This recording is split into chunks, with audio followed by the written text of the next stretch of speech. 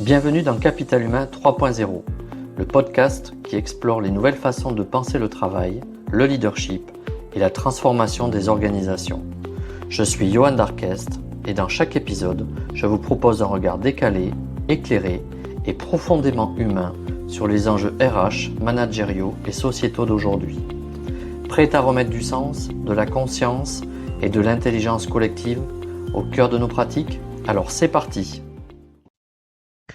Alors bienvenue dans ce nouvel épisode de Capital Humain 3.0.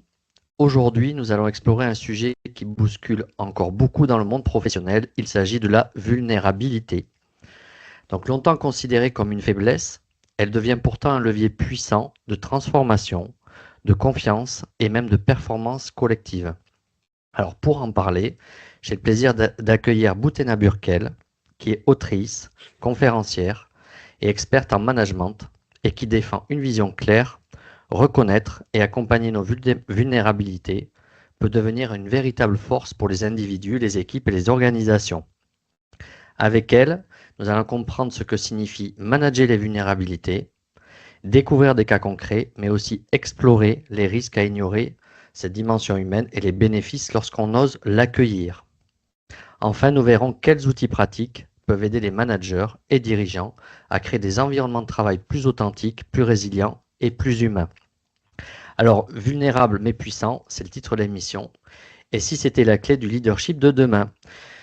Bienvenue Boutena et je suis ravi de t'accueillir dans l'émission. Merci Johan, je suis aussi ravie de pouvoir reprendre le micro pour participer à ce podcast qui réunit de si beaux noms. Mais je te remercie et on va avoir plein de choses à se dire, plein de choses à partager avec les auditeurs. Alors déjà pour commencer, alors il y en a qui te connaissent bien évidemment, mais d'autres un peu moins. Est-ce que tu pourrais te présenter et j'aimerais si tu veux, si tu es d'accord dans ta présentation, expliquer un petit peu d'où tu viens, un petit peu ton vécu, qu'est-ce qui t'a conduit à t'intéresser en fait aux vulnérabilités? Alors, d'où je viens? Je viens de l'autre côté de la Méditerranée. Mhm. Je suis arrivée en France autour des années 2013. Mais auparavant, j'avais déjà travaillé, j'ai opéré en tant que consultante. C'est là où j'ai commencé à faire mes armes, spécialisée en stratégie, organisation et management, avec un background plutôt business school, école de commerce, avec une option financière.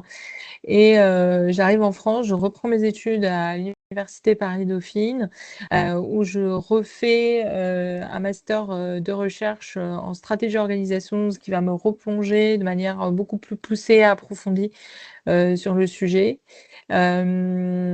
Je reprends ma carrière professionnelle en 2014, donc toujours dans le conseil. Je pense que c'est mon décalage un peu et mon vécu. Euh, Quand on a une appréhension culturelle un peu différente, même si on a un fil conducteur sectoriel, on garde un regard neuf, on va dire, et qui voit toujours les différences, les lignes conductrices, des choses comme ça. Et c'est comme ça que du coup, en 2018, après avoir continué à poursuivre ma carrière en tant que consultante, je pars aux États-Unis et je reviens. Et 2 ans plus tard, donc sous l'ère Covid, je lance The Helper, qui est ma boîte aujourd'hui, le cabinet que je dirige, un cabinet de conseil d'ingénierie. Donc ça, c'est pour ma perspective personnelle et professionnelle, et qui fait que j'écris le livre en 2025. Qu'est-ce qui se passe entre les deux? Qu'est-ce qui m'amène à ça? Pour vous donner une idée, moi, j'ai connu un peu toutes les crises du consultant classique, la crise de sens, la crise de bullshit, l'épuisement avant l'heure. Et en fait, tout ça réuni fait que je me dis, On a certainement des disciplines intéressantes, donc de sciences de gestion, de sciences du management, mais qu'on loupe quelque chose. J'ai toujours gardé en tête ce que me disait Pierre Romler, notre professeur à Dauphine en matière d'organisation, qui disait, dans tous les cas, il y a 60% des transformations qui vont échouer.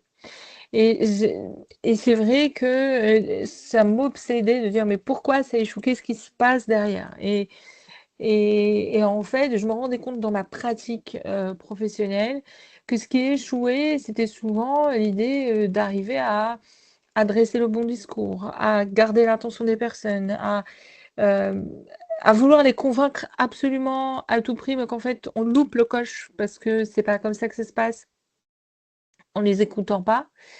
Et c'est en m'intéressant à la psychodynamique du travail, à la clinique du travail, à la psychologie du travail, enfin à différents courants qu'on oublie, mais qui font partie aussi des sciences de gestion, enfin qui ont eu leur influence en tout cas sur toute une partie théorique des organisations. Que je me suis rendu compte qu'il y avait certainement dans ma pratique en tant que consultante, mais aussi de ce que j'observais auprès des dirigeants et qu'on loupait quelque chose qui pouvait être très intéressant dans la manière de créer de la valeur et de la faire durer. Et que c'est comme ça que, bien sûr, bien entendu, j'ai vécu des expériences de vulnérabilité comme tout un chacun et que la crise pandémique a certainement fait exploser les choses pour beaucoup.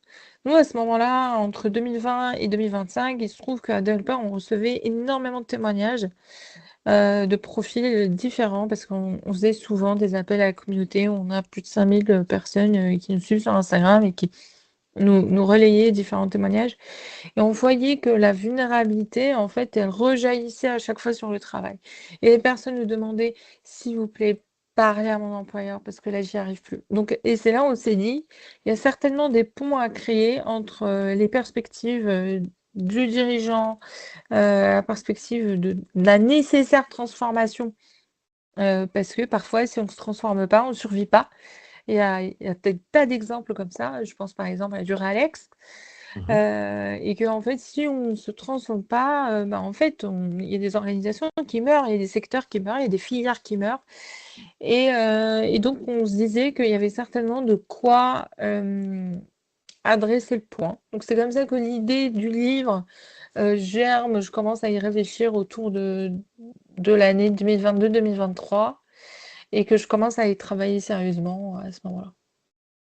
Et donc, il est paru chez Dunod en mars 2025, le livre, hein. Exactement, exactement. En gros, 2 ans de travail, une année exploratoire. En fait, on a fait pas mal de défrichage avec Charlotte Fortuit pour commencer à travailler, trouver une méthode, des référentiels, des pratiques qui nous intéressaient. Et ensuite, la deuxième année, c'est vraiment de l'écriture à côté de toutes les activités que je mène par ailleurs. Alors justement, dans votre livre, vous parlez de manager les vulnérabilités. Alors, Mhm. est-ce que vous pourriez nous donner et expliquer aux auditeurs qu'est-ce qu'on entend, quelle est cette notion qu'il y a derrière? Oui, bien sûr, avec plaisir. Et dans tous les cas, c'est toujours le point de départ parce que la vulnérabilité est un concept qui reste équivoque, effrayant. Euh, Notre époque aussi le galvaude. Donc ça fait en sorte que on a l'impression de l'utiliser pour tout et n'importe quoi. Euh, et en fait, moi, pendant les mois de recherche, je suis tombée sur cette définition que d'ailleurs j'avais proposée à Charlotte pour la retenir dans les livres, et que c'était Villagrand de Léon qui reprenait cette manière de l'exprimer que je trouvais intéressante. Il définit la vulnérabilité comme une prédisposition. Il définit la vulnérabilité comme une prédisposition des populations à être affectées par un événement préjudiciable externe ou à une incapacité à faire face au désastre potentiel. Et cette définition se complète avec l'idée que la vulnérabilité inclut l'exposition à des situations nuisibles et à la capacité de réaction d'un individu face à des situations. Et au fil des mois, parce qu'on a mené des interviews, on essaye de trouver voilà, les contours de cette définition parfois qui nous filait entre les doigts. On retient que la vulnérabilité au travail, parce que c'est ça dont il est question dans le livre, la vulnérabilité au travail se réfère à la susceptibilité d'un individu de subir des effets négatifs en raison de facteurs internes ou externes de son environnement professionnel. Ces facteurs peuvent inclure des éléments tels que les changements organisationnels, les défis personnels, des crises économiques ou sanitaires ou des technologies émergentes. En fait, dit comme ça peut paraître un peu encore abstrait. Et je dirais en fait que la vulnérabilité, c'est cette supposition qu'une personne va sous-performer par rapport à ce qu'il devrait faire ou par rapport aux autres. Donc si on dit une vulnérabilité au travail, c'est la supposition, parce qu'on suppose, si on est fait comme ça, que la personne va sous-performer. Ça fait que, en fait, elle est doublement subjective.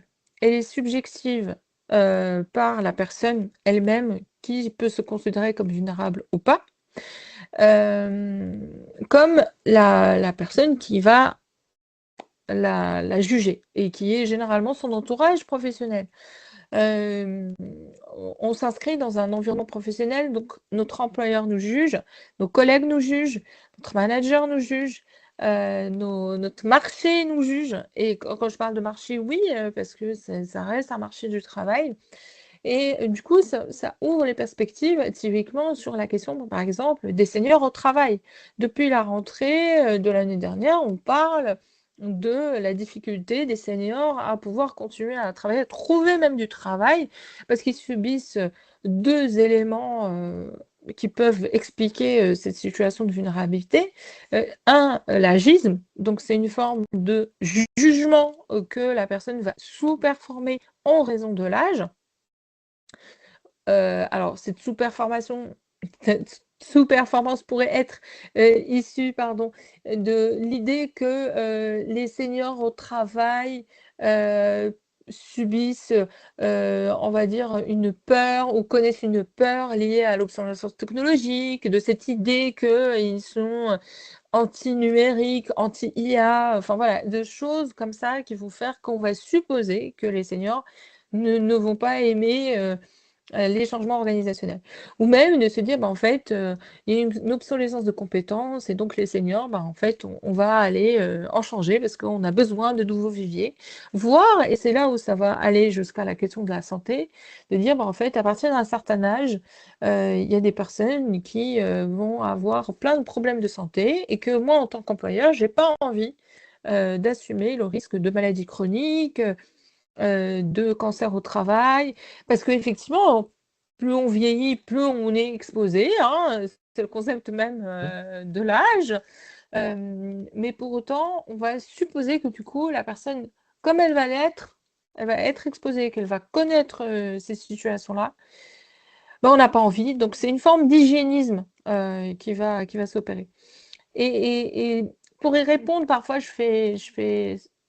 je dis ça, de manière un peu provocante quand j'ai une salle pleine de dirigeants ou de managers ou même de salariés en disant, «Combien pensez-vous qu'il y ait de personnes en situation de vulnérabilité dans la salle?»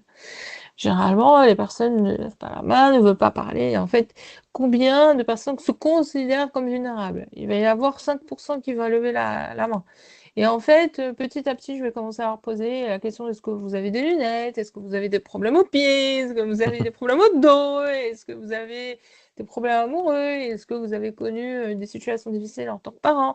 En fait, petit à petit, la salle va lever la main, va lever la main, va lever la main et en fait, on va s'en rendre compte que quand même, même dans des populations qui jusque-là étaient, on va considérer, privilégiées, comme par exemple les jeunes, parce qu'effectivement, bonne santé, la société va privilégier les jeunes au travail d'une certaine manière, parce qu'effectivement, quand on est jeune, on a plus de chances, on va dire, de pouvoir, supporter, certains événements de la vie. En fait, même les jeunes aujourd'hui sont aussi concernés, Eh sont oui, parfois aussi des aidants, sont aussi malades. Enfin voilà, et c'est là où la question de la vulnérabilité n'est pas du tout que structurelle, elle est aussi conjoncturelle, et c'est là où il y a un on va dire, un effet de ciseau sur le sujet de la vulnérabilité. On a l'impression que tout le monde en parle, mais c'est des miroirs grossissants qui sont mm, liés à une époque post-Covid. oui. Et justement, pourquoi elle est souvent perçue comme une faiblesse, la vulnérabilité? Et pourquoi c'est urgent de changer quand même ce regard, compte tenu du contexte d'évolution et de transformation des entreprises? Alors, pourquoi c'est considéré comme une fragilité? Pour plein de raisons, parce que déjà, une entreprise déteste l'imprévisible. Et le concept même de la vulnérabilité, c'est que euh, c'est une potentialité. Il est possible de casser. Ce n'est pas sûr. Il est possible de sous-performer. Euh, Si je prends un exemple que j'aime bien parce qu'il est un peu caricatural, mais en même temps, c'est pas grave, on va dire. Comme je dis, dans la catégorie des vulnérabilités possibles, être parent, c'est plutôt une bonne nouvelle par rapport à toutes les situations qu'on pourrait citer dans les vulnérabilités.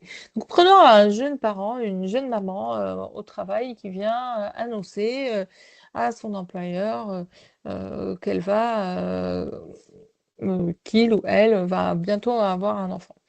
Euh, À l'employeur pourrait dire, ah mon Dieu, ça va être horrible, ça veut dire que la personne va s'absenter, c'est horrible, machin. Et puis il y en a beaucoup qui vont juste prendre ça comme une très très bonne nouvelle. Et moi, je dirais que la particularité, c'est en fait cette question d'imprévisibilité.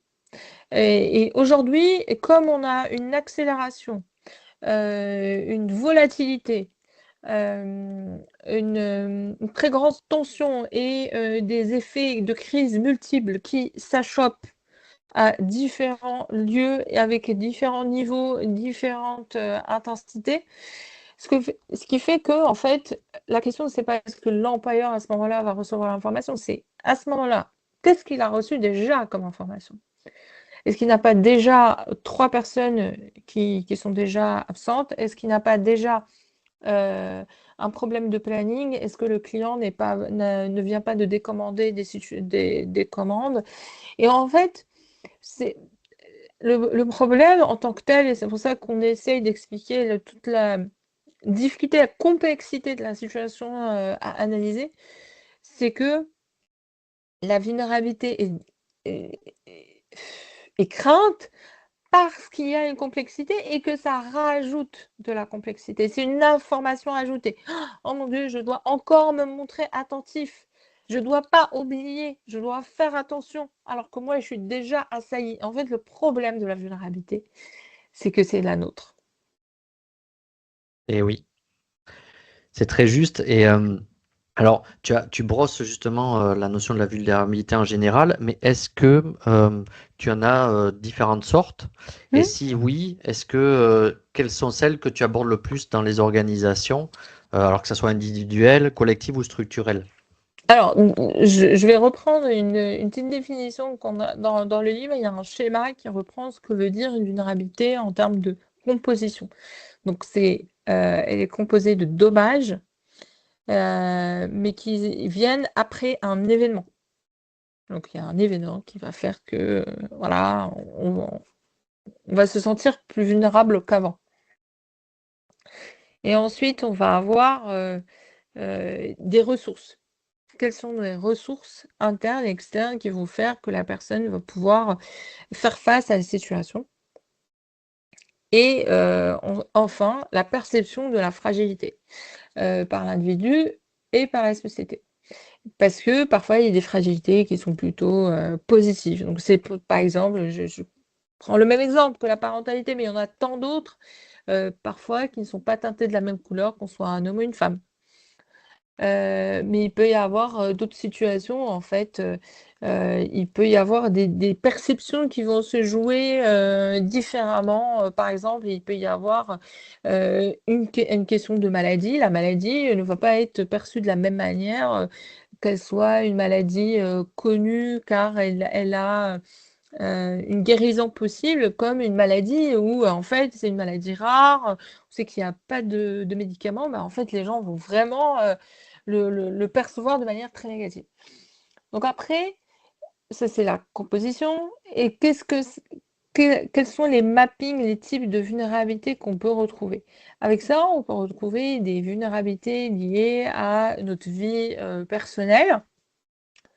Il peut y avoir des vulnérabilités liées à la santé physique, mentale de la personne et des vulnérabilités liées à la culture. Donc, c'est plutôt quand il y a une expatriation, quand il y a une mobilité, même quand il y a un changement géographique. Enfin voilà, il peut y avoir des cultures spécifiques, même de cultures professionnelles qui vont influencer cette perception de la vulnérabilité.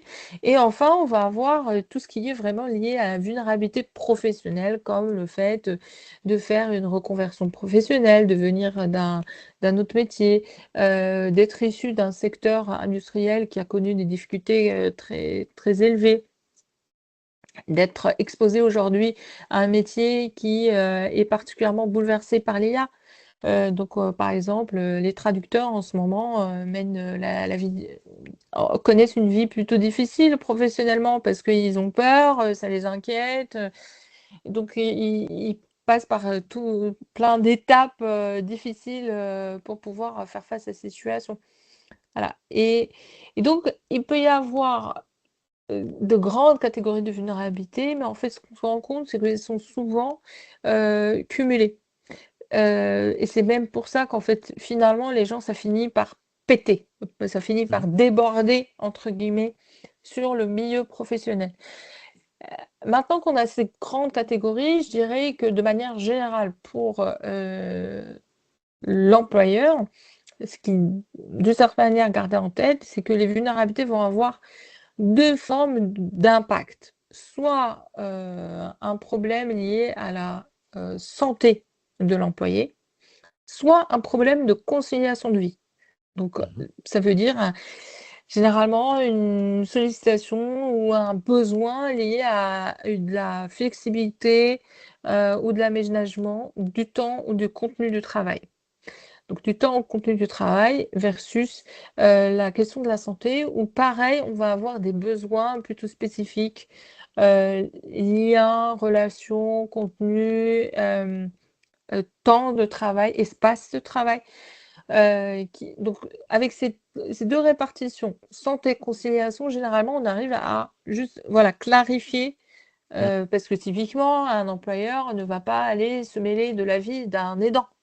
Mais par contre, on comprend assez vite qu'un aidant va avoir un besoin lié à la conciliation de vie. Alors, qu'est-ce que je vois le plus? Ça va dépendre bien sûr des secteurs, parce que par exemple, je prends un secteur, si on prend un secteur de l'éducation, de la santé, va avoir une sociologie particulière, de personnes. Mais on va avoir surtout des organisations de travail spécifiques. Des organisations plutôt rigides, bureaucratiques, Mhm. avec, un temps de travail, très, spécifique, avec des espaces très rigides.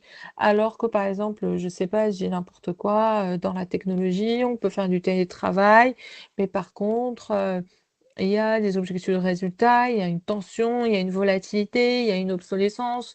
Donc ça va générer malgré tout des vulnérabilités d'une autre manière. Donc c'est là où en fait, j'ai toujours du mal à répondre à cette question.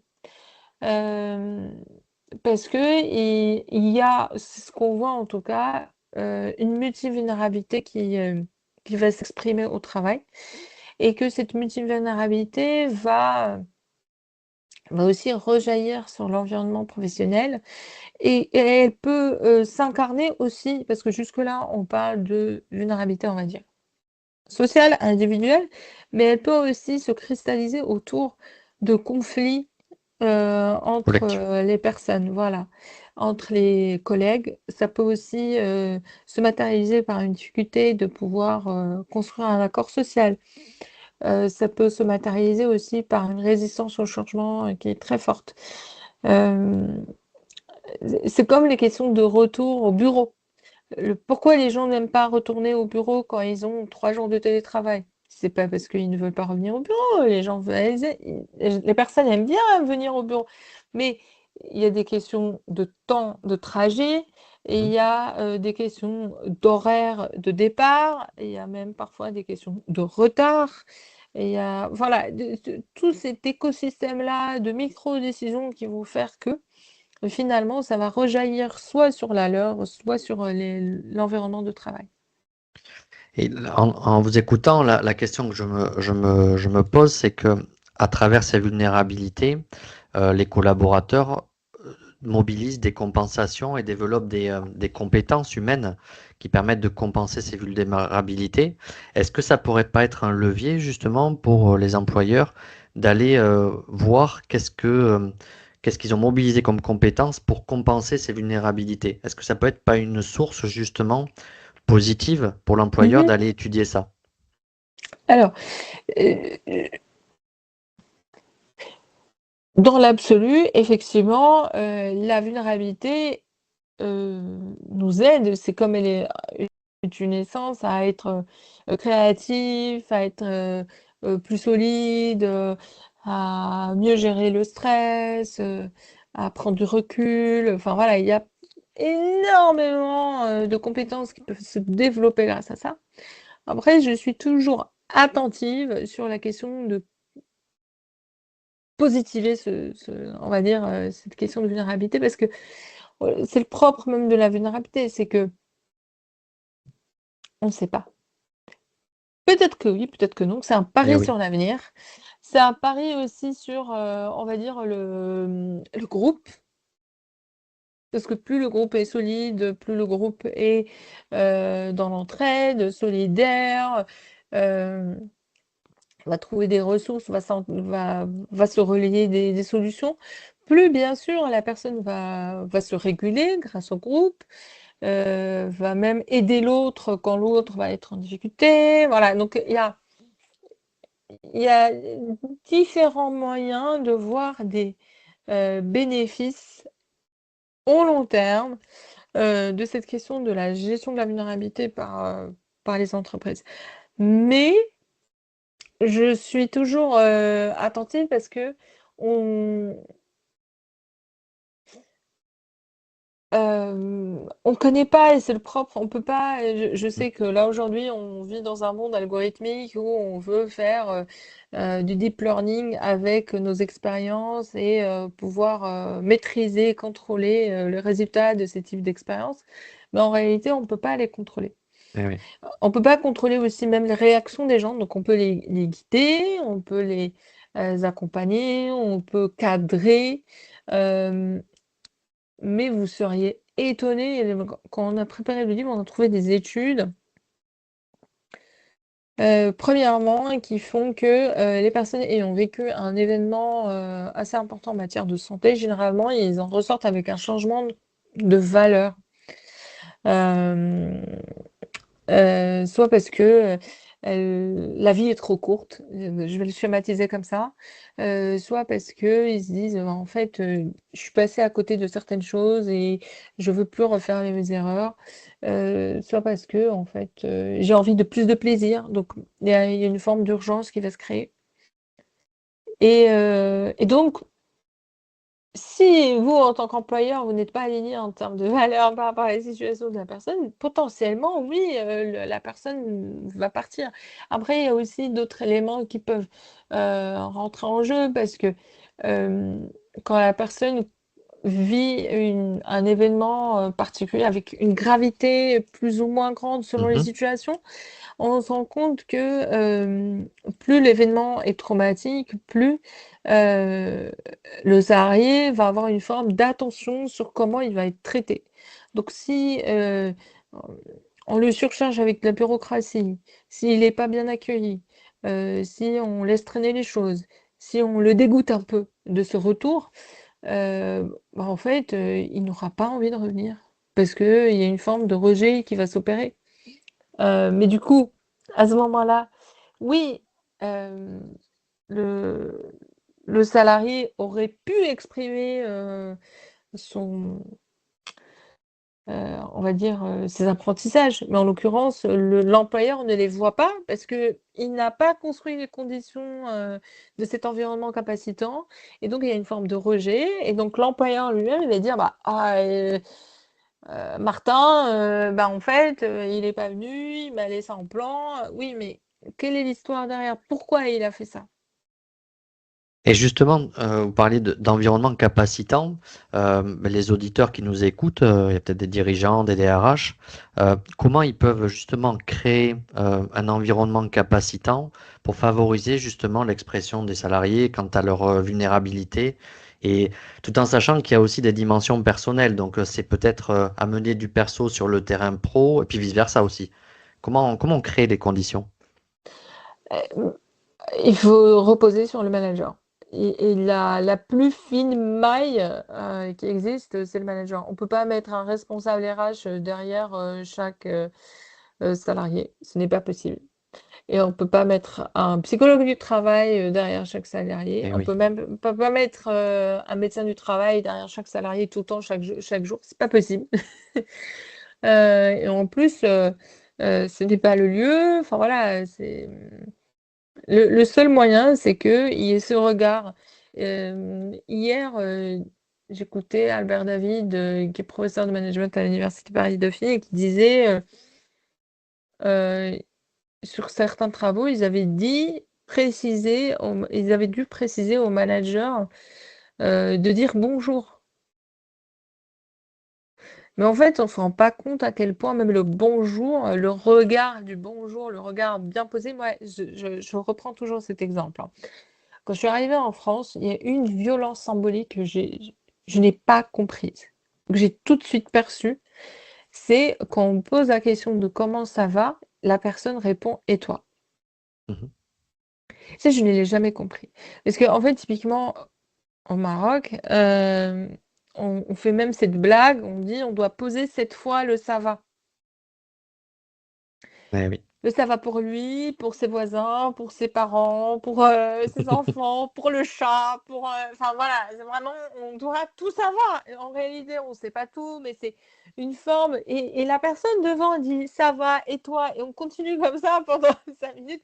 En fait, au bout, voilà, de quelques allers-retours, on finit par dire quelque chose.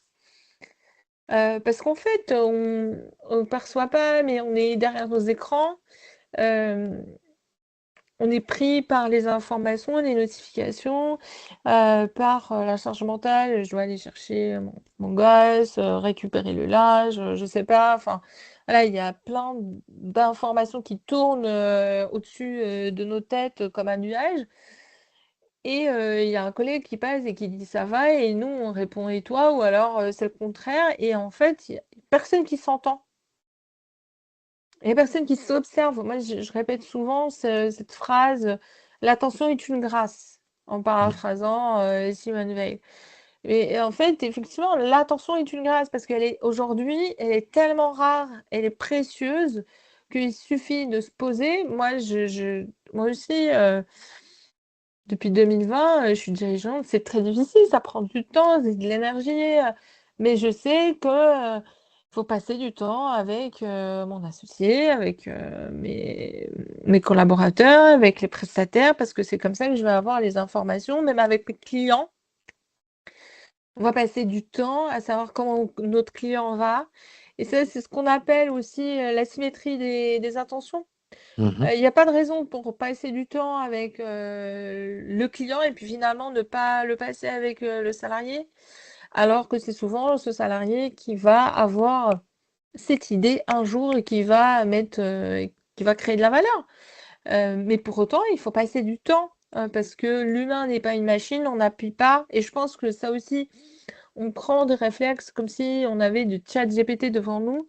Mhm. Hem, les relations mettent du temps et comme la théorie du don pour don, c'est que faut du temps, il faut de l'ouvrage, il faut arriver à créer cette confiance et cet altruisme, on va dire, dans cette relation. Mais pour ça,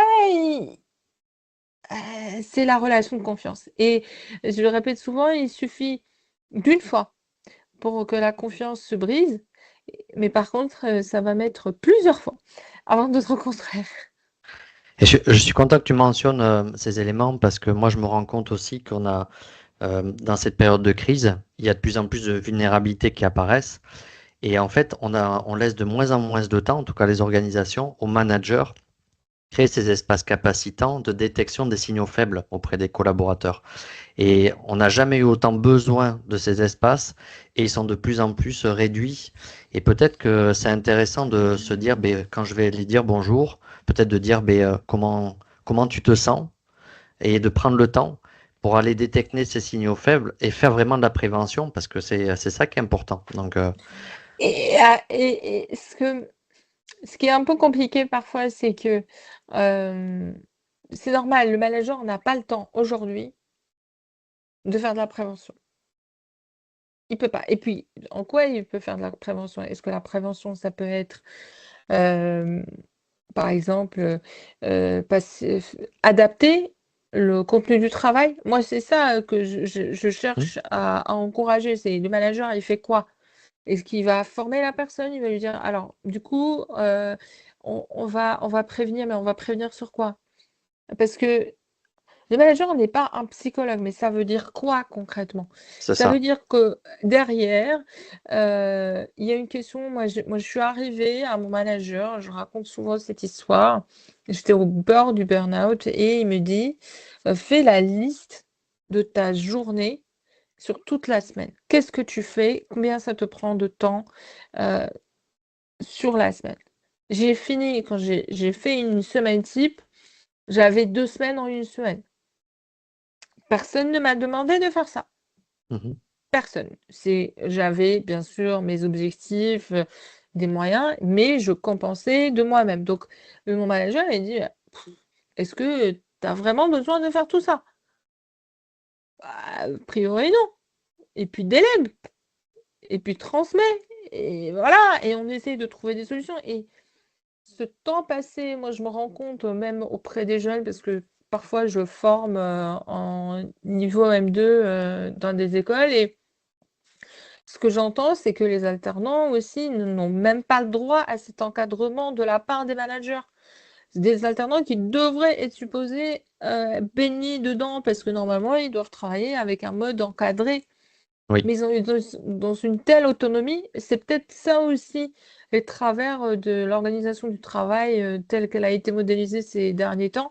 C'est qu'on parfois on est dans une telle autonomie que du coup il y a une solitude et on n'arrive pas à adresser quand ça va pas bien, quand on est débordé, quand on est même sous-chargé, parce qu'on peut avoir honte, parce qu'il y a la peur, il y a peur de ne pas performer, il y a la peur pour son emploi.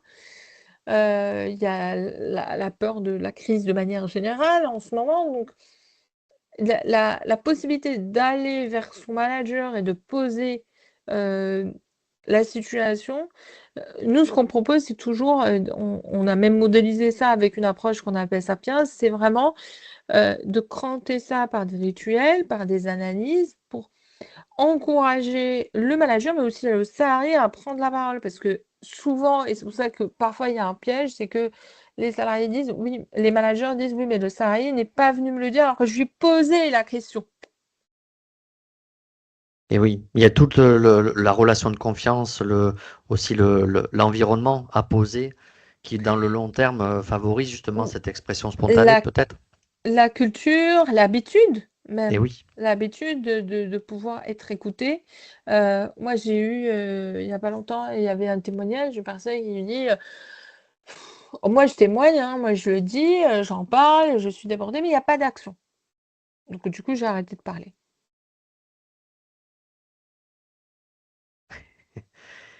Et oui. Mmh. Alors justement, est-ce que tu as des petits conseils à prodiguer à des managers, justement, tu parlais de rituels. Est-ce que tu as des petits tips à, à évoquer qui seraient utiles? Oui, bien sûr, il y a alors la méthode, c'est soutenir, s'adapter, piloter, intégrer, s'entraider et prendre soin de soi. Et, et la question, c'est comment arriver à soutenir. Donc c'est là où en fait, typiquement, on a différents outils dans le livre, dont un que j'aime beaucoup, c'est la roue de la vulnérabilité. C'est de pouvoir poser quand on commence à sentir qu'il y a un sujet, d'aller poser les mots sur les mots. C'est comment on arrive à poser les bonnes questions, reformuler pour pouvoir faire une forme d'évaluation de la situation de la personne, dans la mesure du possible de ce qu'elle accepte de partager, dans la mesure aussi dans laquelle on peut apporter des réponses. Et la portée des réponses va être dans l'étape d'après de s'adapter. Mais dans la route de vulnérabilité, la question c'est comment on arrive à évaluer, par exemple, la durée d'imprévisibilité de la vulnérabilité. Ok. Est-ce qu'on est en train de parler d'une crise momentanée, un accident de voiture par exemple, ou bien de quelque chose de plus diffus, donc peut-être une maladie chronique. Quels sont les impacts sur le mode de vie? Est-ce que on va avoir un changement de déplacement, on va avoir un changement même de domiciliation? Est-ce qu'on va avoir un changement même de rythme de vie? Est-ce que voilà, c'est des choses comme ça qui nous permettent, voilà, comme une jeune mère, le fait de dire bon bah peut-être que la première année, la pauvre, elle va être un peu en difficulté, mais c'est pas grave, ça arrive, et puis ce sont de bonnes nouvelles. Voilà, donc c'est des choses comme ça, on arrive, le point pour ce point 2. Le point 3 serait, quel est l'impact sur la capacité de travail? Est-ce qu'on est en train de parler d'une baisse potentielle, de temps de travail, de cognition, même d'expression? De quoi parle-t-on? Parce qu'effectivement, parfois, on peut avoir des temps de travail, ce qu'on appelle les mi-temps thérapeutiques. Est-ce que la personne aura besoin d'adapter, par exemple, à certaines tâches parce que ou bien même des maladies chroniques, qu'on a une migraine, comment ça se passe? Est-ce qu'il y a un médicament qui pourrait avoir des effets?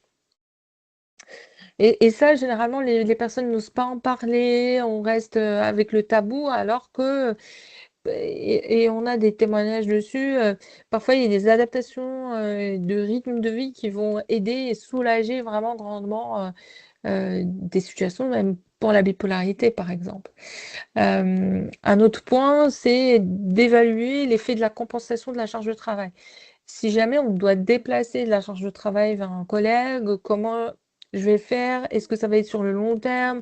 Est-ce que je vais le partager sur plusieurs collègues? Est-ce que je dois anticiper la formation? Ou est-ce que parce que si ça concerne vraiment un expert, ça veut dire que je dois commencer à préparer le terrain. Et enfin, la douleur, qu'elle soit physique ou mentale. Et la douleur, ça peut être lié, par exemple, je dis n'importe quoi, un deuil. Heu et ça, on n'arrive pas à le verbaliser parce que dans le milieu professionnel, les douleurs, par exemple, c'est quelque chose de particulièrement tabou. Alors qu'elles font partie de la vie, et heu et ça permet aussi de parler, par exemple, des vulnérabilités professionnelles en tant que telles, hein, parce qu'on peut être, soumis à des TMS, des troubles musculo-squelettiques ou bien à des situations, spécifiques, même, au travail, et le fait d'adresser ces mots-là, tout d'un coup, ça soulage, les personnes, les managers, et ça permet de passer à autre chose. Imaginez, vous faites, je sais pas, un moment, une heure au moment de la déclaration de la personne parce que vous voyez un signal faible, voire un signal fort, vous en parlez, vous passez une heure. Une fois que vous avez ça fait ça, vous pouvez en parler à votre RH, prendre des actions, aller, faire des adaptations même de fauteuil, je ne sais pas, des choses comme ça qui peuvent vraiment soulager la personne, et là, la personne se dit: «Je suis entendue, je suis vue, je suis prise en charge, je suis prise en compte». Je pense Génial! à l'endométriose, par exemple, qui chez les femmes, c'est un vrai sujet. Moi, j'ai pas mal Exactement. accompagné. Et mais justement, ça permet de rendre. L'endométriose, la ménopause, par exemple, c'est Oui, des choses, qu'on pareil, c'est des mots très tabous, très, difficiles à adresser, au milieu professionnel, et pourtant, qui seraient, très intéressantes de pouvoir, considérer, prendre en charge, prendre en compte de manière, assez, assez simple, Oui, tout en gardant, et il faut pas l'oublier, la question de la c'est confidentialité et ça, bien sûr de la vie privée, en compte. complètement. Alors, parce que s'il y a des directions qui veulent amener une acculturation, justement, parce que Mmh. si on résume un petit peu, c'est quand même un changement de culture. Oui. Comment vous y prendriez pour justement les sensibiliser sur le sujet, pour en faire un vrai levier de stratégie RH? Alors nous, ce qu'on préconise, c'est toujours de faire, une forme de diagnostic, profond, qui commencerait un pilier socio-organisationnel, mais un pilier aussi stratégique. C'est-à-dire même d'aller, lire, voir, écouter, ce que disent les personnes, les dirigeants, les salariés, les managers de tous bords, avec des entretiens, des focus group sur comment ils perçoivent, comment ils comprennent la vision et la stratégie liée de manière générale, mais aussi liée à la vulnérabilité. En fait, on se rend compte assez souvent qu'il y a des formes d'écart, soit entre la parole et les actes, soit entre, ce qui est compris et ce qui est dit. Heu et ça, on se rend compte qu'en fait, on peut avoir des entreprises qui disent: «Non, on prend soin, machin», mais en fait, dans la réalité, les personnes ne retiennent pas du tout ce mot-là parce qu'il y a d'autres objectifs qui étaient historiquement, présents.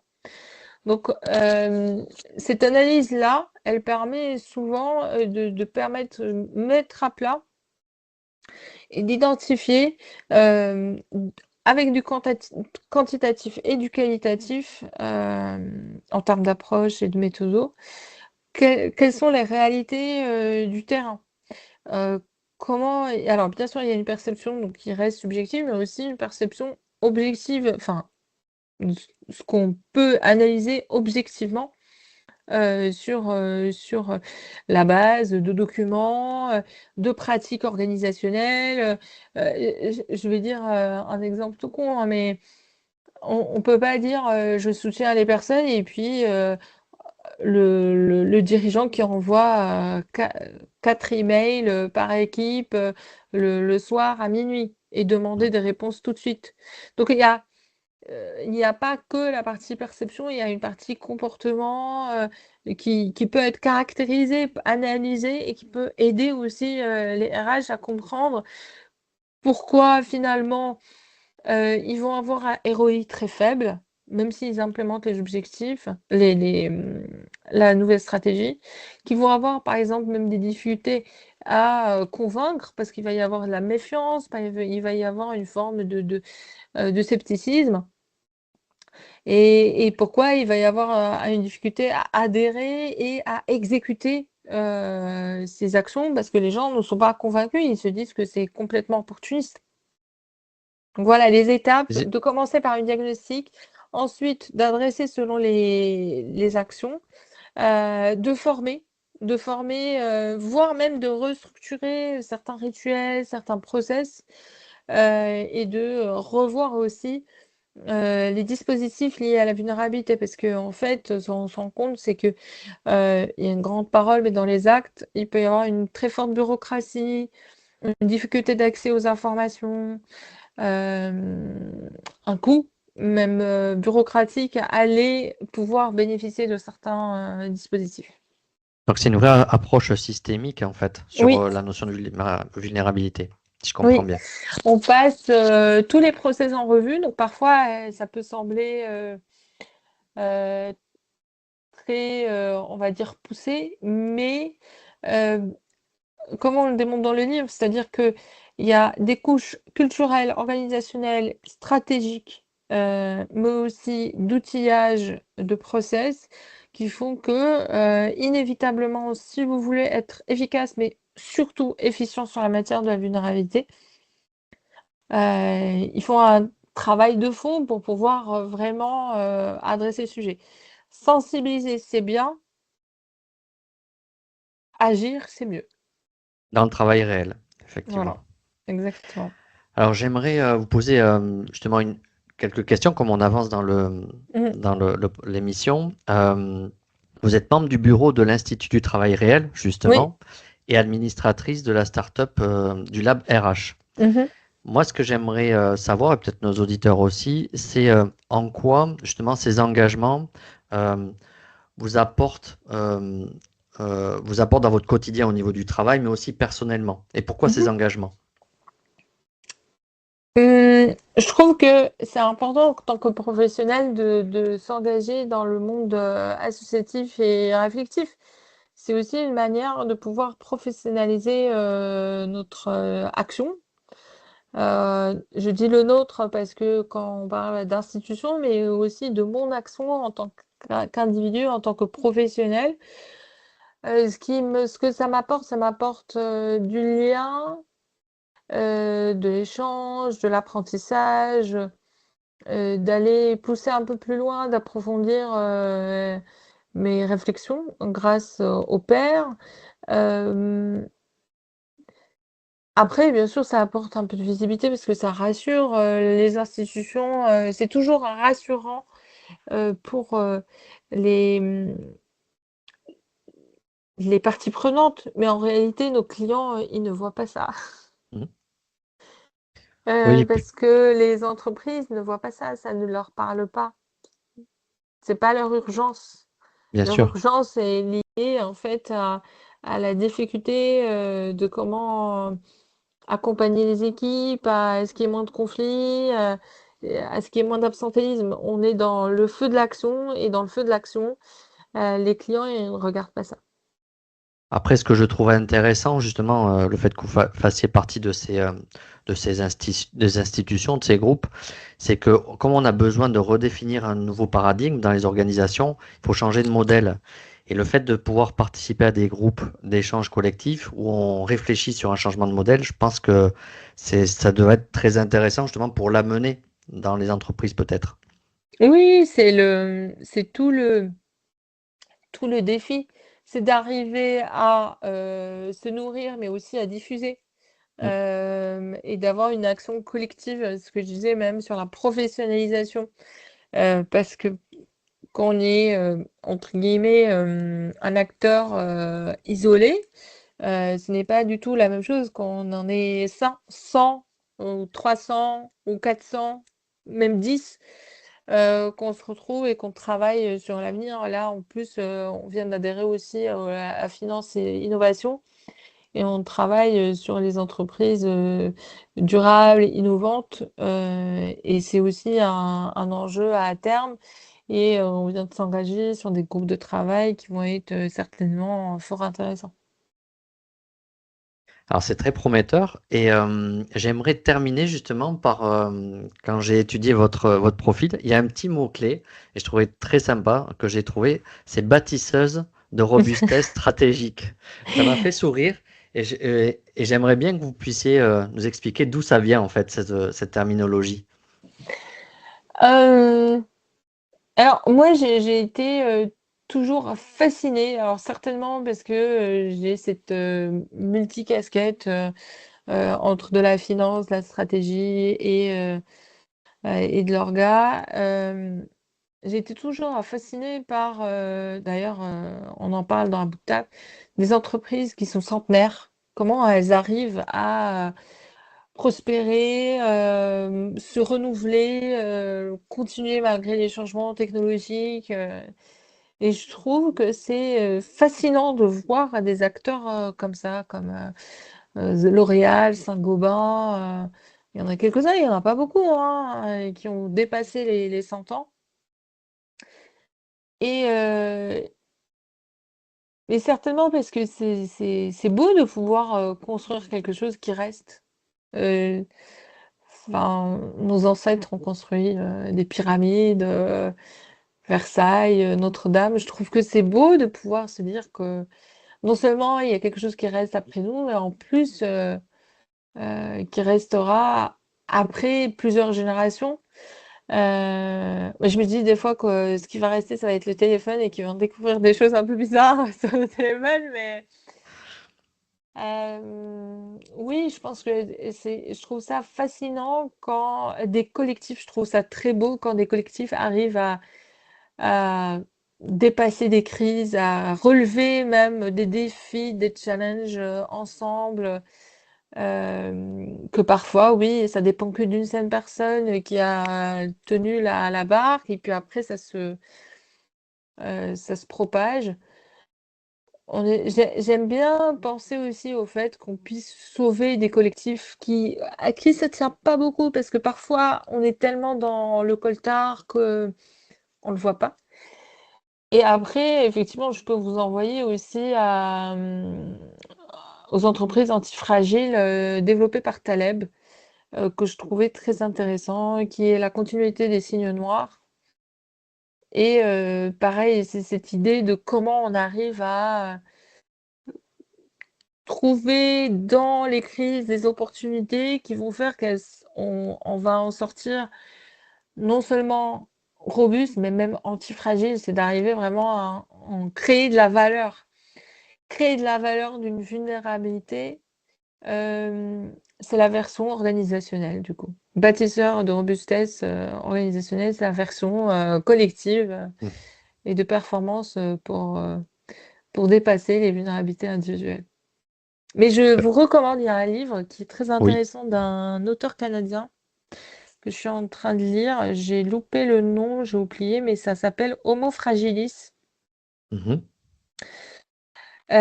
qui est un essai sur le fait comment, dans l'histoire humaine, même préhistorique, ça a commencé, il commence avec ça, aux origines évolutives de la fragilité humaine avec Samuel Vessière. Et je trouvais que c'était très intéressant. Je viens de le commencer et je me suis dit que ça pourrait intéresser vos auditeurs sur cet aspect, Oui. comment, dès la préhistoire, on a fait des choix quasiment anthropologiques qui Mm. font que, grâce à la culture, on s'est protégé face à nos petites fragilités. En tout cas, c'était un thème passionnant et au cœur de nos préoccupations actuelles. Et j'aimerais aussi mentionner votre podcast aussi, co-créé avec Laure Girardot, à bout de taf. Moi que je suis avec grand plaisir. Merci. Et, euh, voilà, c'est super. Je trouve que l'idée est vraiment très intéressante, notamment les formats documentaires. Et Oui, on a une première saison qui est vraiment documentaire avec 10 épisodes d'investigation sur les différentes crises, donc crises géostratégiques, économiques, écologiques, sociologiques, euh, de gouvernance et même démographique. On a été assez fine sur l'idée parce que on commençait à parler d'investiguer même de la situation géopolitique avant même que ça commence à prendre des proportions assez importantes sur la place économique et sociale. Je vous invite à l'écouter et on a poursuivi avec des formats mensuels. En fait, chacune va avoir une forme d'interview, soit en format Agora, soit auprès des décideurs. Donc, j'espère que ça vous plaira. belle initiative en tout cas. Merci beaucoup. Et merci infiniment, Boutena, parce que enfin, moi j'ai pris beaucoup de plaisir. J'ai pu apprendre pas mal de choses. J'y vois plus clair sur la vulnérabilité et je trouve et ça me donne envie justement d'en parler aussi dans les organisations et de faire référence justement à ce livre que vous avez fait et je trouve qu'il est très pertinent. Donc merci en tout cas. Merci beaucoup, Johan, de votre accueil et de votre écoute. N'hésitez pas à vous connecter si vous avez des questions et j'y répondrai avec plaisir. Merci beaucoup, merci à tous les auditeurs et je vous donne rendez-vous pour de nouveaux épisodes à venir avec d'autres interviews, d'autres visions, d'autres talents aussi. Et j'aurai toujours autant de plaisir à vous partager ces espaces d'échange qui sont très humains. Merci Boutena. Merci, Johan. Merci d'avoir écouté cet épisode de Capital Humain 3.0. Si ce contenu vous a plu, je vous invite à vous abonner sur votre plateforme préférée et à laisser un avis ou un commentaire.